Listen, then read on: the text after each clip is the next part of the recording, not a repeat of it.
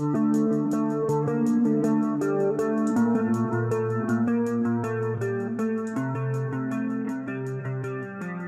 Tim Pelaksana Satgas Tindak Pidana Pencucian Uang, TPPU Rp349 triliun, Sugeng Purnomo, mengatakan ada 8 laporan yang sudah diselesaikan terkait kasus pencucian tersebut. Sugeng mengatakan 8 pegawai di Kementerian Keuangan, Kemenkeu, telah dipecat buntut kasus TPPU. Jadi begini, tadi sudah saya jelaskan, 8 surat itu terdiri dari 15 pihak. Dari 15 itu, seluruhnya baru dilakukan katakanlah saat menjalani hukuman disiplin, setelah Satgas ini dibentuk. Jadi ada triggerlah di Satgas ini untuk proses terhadap internal yang dianggap oleh Direktorat Jenderal Pelanggaran Disiplin, kata Sugeng Purnomo kepada wartawan di kantor Kemenko Polhukam, Jakarta Pusat, Senin, tanggal 11 September tahun 2023. Sugeng, yang juga Deput 3 Kemenko Polhukam, mengatakan pengusutan 8 laporan yang telah selesai melibatkan 15 pihak, 8 orang diantaranya telah dipecat. Namun, dia enggan menjelaskan sanksi disiplin yang diterima 7 orang lainnya. Jadi setelah Satgas ini terbentuk, ada 8 laporan yang sudah diselesaikan, dengan rincian 8 diberhentikan, tapi diantaranya ada juga yang lepas jabatan tapi ada juga yang masih dalam proses. Tapi 8 surat itu menyangkut 15 pihak, jadi Satgas ini terbentuk ada gitu loh actionnya. Sehingga memang ada pihak yang bersalah kemudian dijatuhi hukuman disiplin ya, ujarnya. Sebagai informasi, kasus Rp189 triliun ini merupakan bagian dari 300 laporan hasil analisis, LA, dan laporan hasil pemeriksaan, LHP, janggal di Kementerian Keuangan senilai Rp349 triliun. Di mana kasus transaksi janggal di Kemenkeu itulah yang menjadi asal muasal Satgas TPPU dibentuk. Saat itu, Sugeng mengungkapkan ada 10 LHP yang diminta untuk diprioritaskan penyelesaiannya. Salah satunya yang sudah ramai menjadi diskusi publik, yakni transaksi mencurigakannya Rp189 triliun. Sugeng mengatakan Satgas TPPU juga meminta masing-masing 4 kasus diprioritaskan di kepolisian dan kejaksaan. Namun Sugeng tak bicara detail terkait indikator pertimbangan penentuan kategori kasus prioritas tersebut. Kemudian, untuk teman-teman di kepolisian dan teman-teman di kejaksaan, kami meminta untuk prioritas masing-masing 4 dan kami sudah tunjukkan. Nah, ukuran atau indikator untuk menentukan prioritas, salah satu yang paling utama adalah angkanya yang besar. Di samping ada indikator lain, terangnya.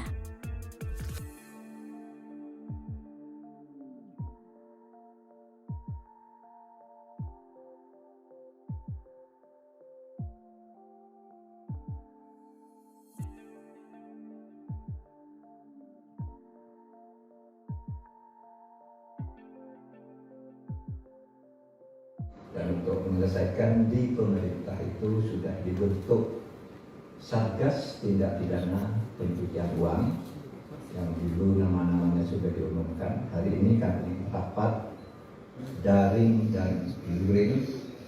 Yang daring ini hadir bersama saya di sini. Kalau saya di sana ada Pak Danang Widoyoko, ada Pak Yunus Hussein, ada Pak Sugeng Purnomo, ada Kepala PPATK Iwan Yusya Dana, ada Pak Rudolf, Deputi 5, ada Pak Ahmad Santoso Masota, kemudian ada Mas Rizal Mustari, ada Mas Budi Kunjoro yang juga.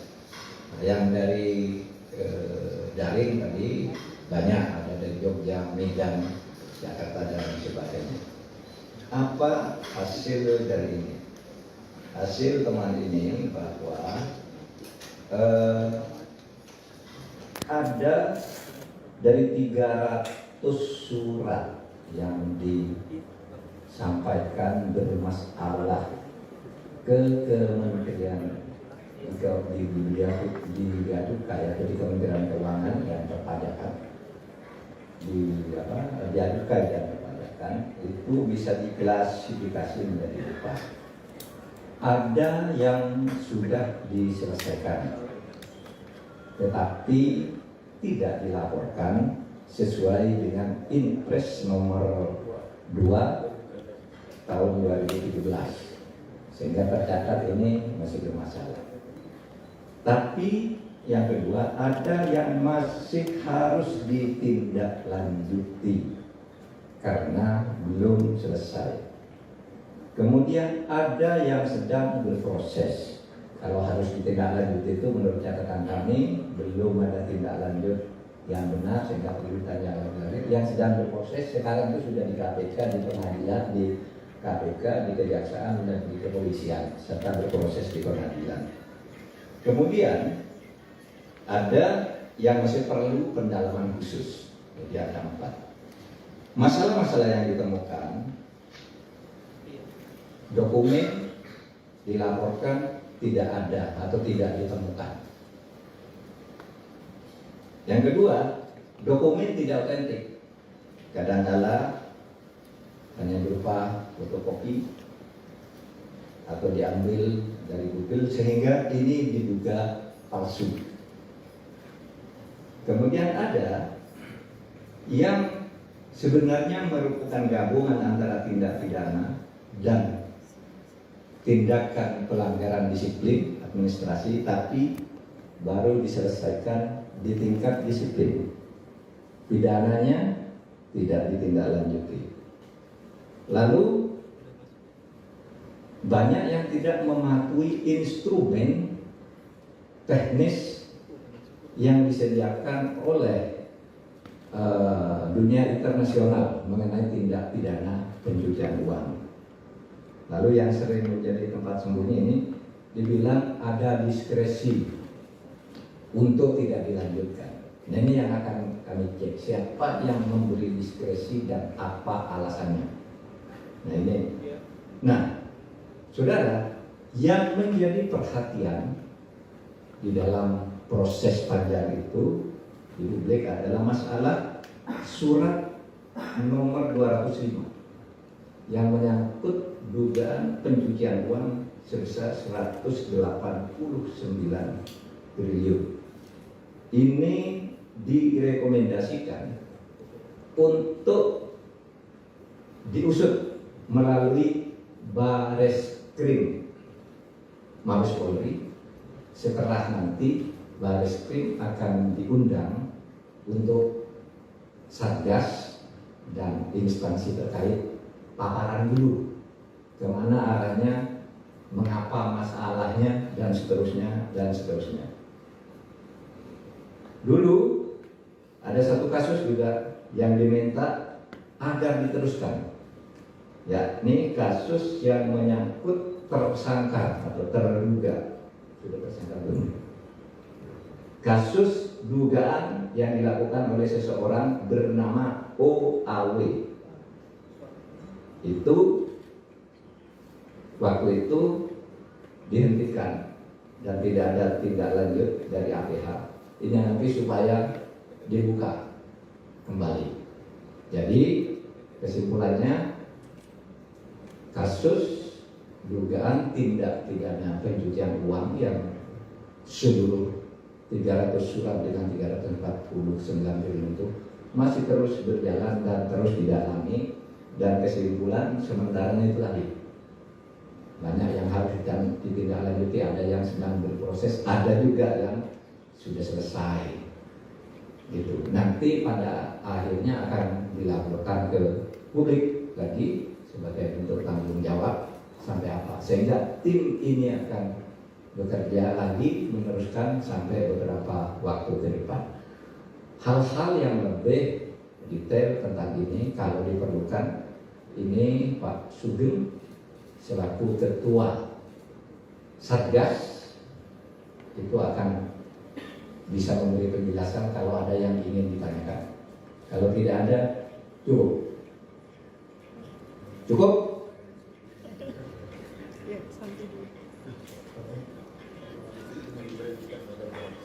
Ya.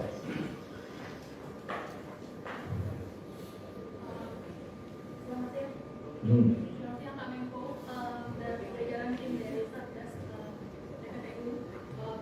Selamat siang juga Pak Ivan. Nama saya Santi Pak, dari Dentex. Ada 3 pertanyaan kalau saya boleh menanyakan.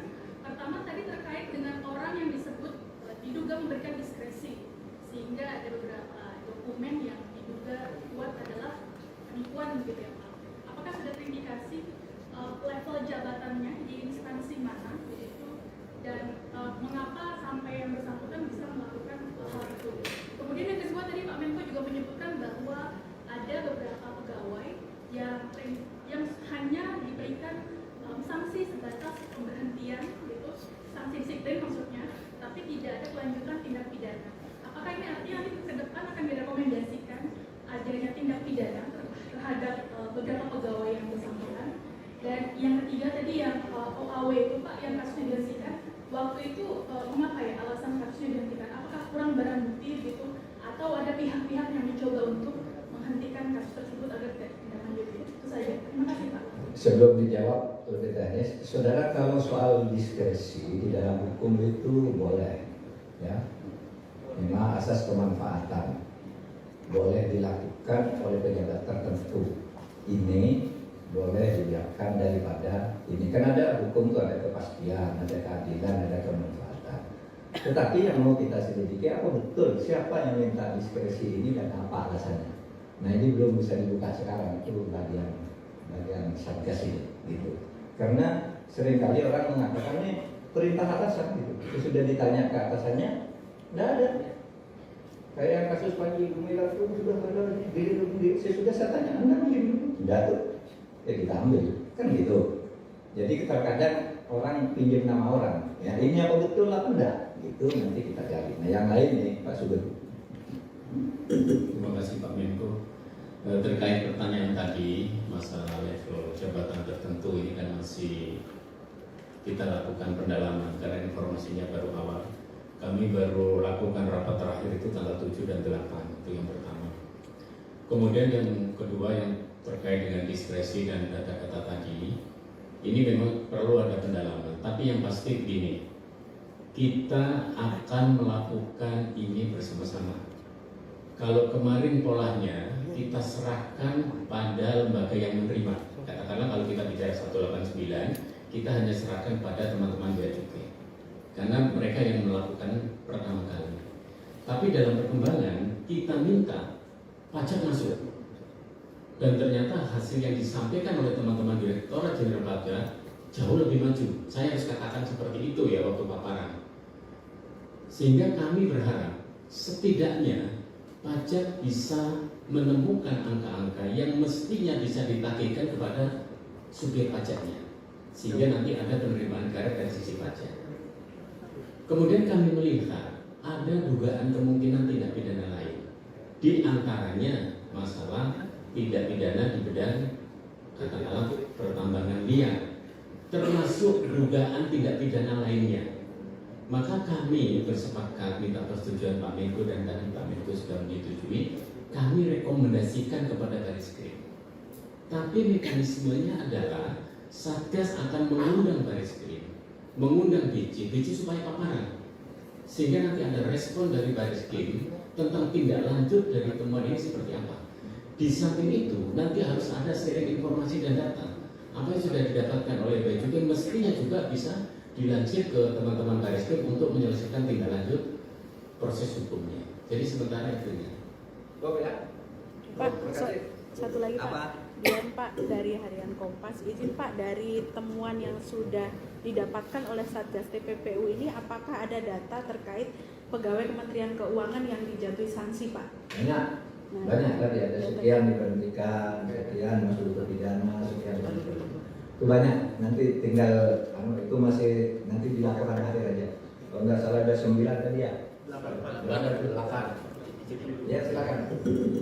Jadi setelah Satgas ini terbentuk, ada 8 laporan yang sudah diselesaikan. Dengan rincian 8 diberhentikan. Ya, 8 diberhentikan. Tapi diantaranya ada juga yang lepas jabatan. Tapi ada juga yang masih dalam proses. Tapi 8 surat itu menyangkut 15 pihak. Jadi Satgas ini terbentuk ada gitu loh, actionnya. Sehingga memang ada pihak yang memang bersalah, kemudian dijatuhi hukuman disiplin ya. Terima kasih. Jadi kalau yang pidana itu misalnya sudah di depan mata kita itu adalah alur, itu memang masuk di surat 300 itu. Kemudian ada perangin. Angin Prayitno itu kan sudah proses pidana, ya kan? Itu kan pegawai Kementerian Keuangan. Jadi ada yang pidana, jangan khawatir. Dan itu juga sedang berjalan yang di Suta. Cukup ya? Pak Menko yang pertegas. Kalau ada Makassar masuk juga dalam nama ini. Apa? Kalau ada yang Cukai Makassar yang juga ditetapkan tersangka KPK masuk ini. Terus di luar sendiri. Pak, soal foto dengan Iya, Pak Pak. Ganjar, Pak. Dikit, Dengan- Pak. Sedikit, Pak. Sedikit aja, bro. Nanti aja tanya di anu. Saya tanah itu. Oh, oke, Pak.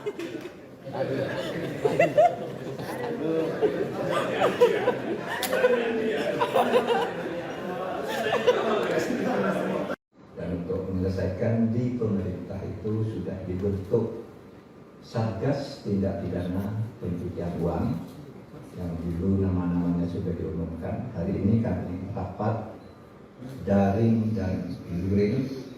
Yang daring ini hadir bersama saya di sini. Kalau saya di sana ada Pak Danang Widoyoko, ada Pak Yunus Hussein, ada Pak Sugeng Purnomo, ada Kepala PPATK Iwan Yusya Dana, ada Pak Udol Deputi 5, ada Pak Ahmad Santoso Masoka, kemudian ada Mas Rizal Mustari, ada Mas Budi Kunjoro yang juga.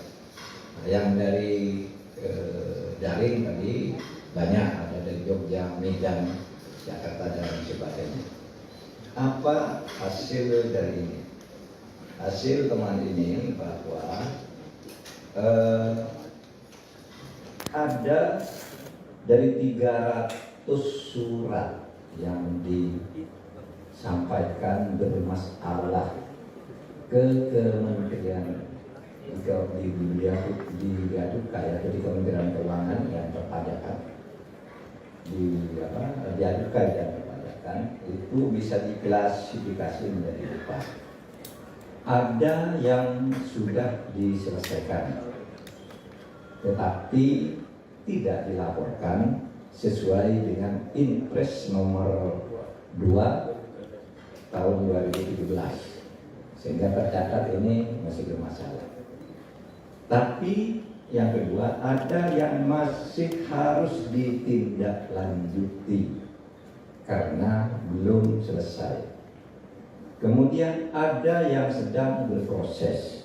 Kalau harus ditindaklanjuti itu menurut catatan kami belum ada tindak lanjut yang benar sehingga perlu ditanya lagi. Yang sedang berproses sekarang itu sudah di KPK, di pengadilan, di KPK, di Kejaksaan dan di Kepolisian serta berproses di pengadilan. Kemudian ada yang masih perlu pendalaman khusus. Jadi ada 4. Masalah-masalah yang ditemukan, dokumen dilaporkan tidak ada atau tidak ditemukan. Yang kedua, dokumen tidak otentik. Kadang-kala hanya berupa fotokopi atau diambil dari Google sehingga ini diduga palsu. Kemudian ada yang sebenarnya merupakan gabungan antara tindak pidana dan tindakan pelanggaran disiplin administrasi, tapi baru diselesaikan di tingkat disiplin. Pidananya tidak ditindaklanjuti. Lalu banyak yang tidak mematuhi instrumen teknis yang disediakan oleh dunia internasional mengenai tindak pidana pencucian uang. Lalu yang sering menjadi tempat sembunyi ini dibilang ada diskresi untuk tidak dilanjutkan. Nah, ini yang akan kami cek, siapa yang memberi diskresi dan apa alasannya. Nah ini. Nah, saudara, yang menjadi perhatian di dalam proses panjang itu di publik adalah masalah surat nomor 205 yang menyangkut dugaan pencucian uang sebesar 189 triliun. Ini direkomendasikan untuk diusut melalui Bareskrim Mabes Polri. Setelah nanti Bareskrim akan diundang untuk Satgas dan instansi terkait paparan dulu kemana arahnya, mengapa masalahnya, dan seterusnya, dan seterusnya. Dulu ada satu kasus juga yang diminta agar diteruskan. Ya, ini kasus yang menyangkut tersangka atau terduga, sudah tersangka belum? Kasus dugaan yang dilakukan oleh seseorang bernama OAW. Itu waktu itu dihentikan dan tidak ada tindak lanjut dari APH. Ini nanti supaya dibuka kembali. Jadi kesimpulannya, kasus dugaan tindak pidana pencucian uang yang seluruh 300 surat dengan 349 triliun itu masih terus berjalan dan terus didalami, dan kesimpulan sementaranya itu tadi banyak yang harus ditindaklanjuti, ada yang sedang berproses, ada juga yang sudah selesai.